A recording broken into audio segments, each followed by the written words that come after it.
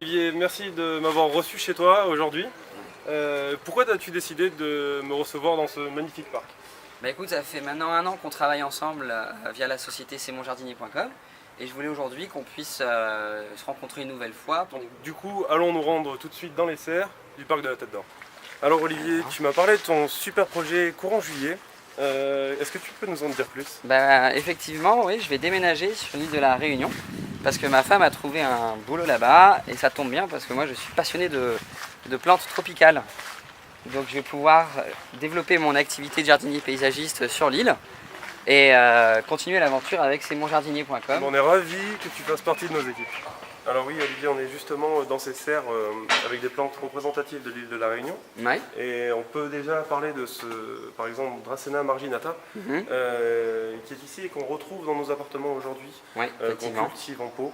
Voilà, on peut parler aussi de cet areca, ce palmier touffe, qui est également agrément dans le salon. Ouais.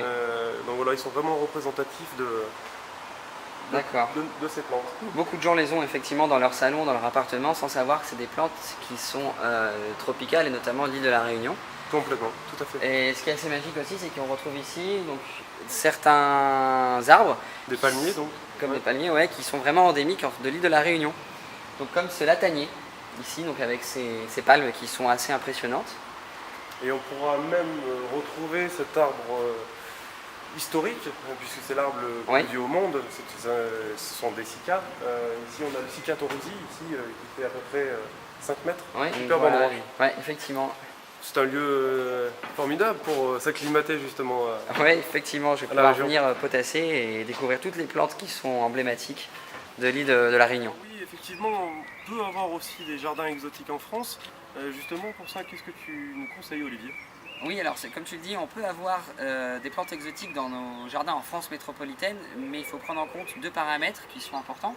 C'est choisir les plantes adaptées qui vont supporter la rusticité du climat, parfois en fait des températures négatives par exemple, mais aussi un bon jardinier qui va vous donner de bons conseils et qui va bien planter les plantes.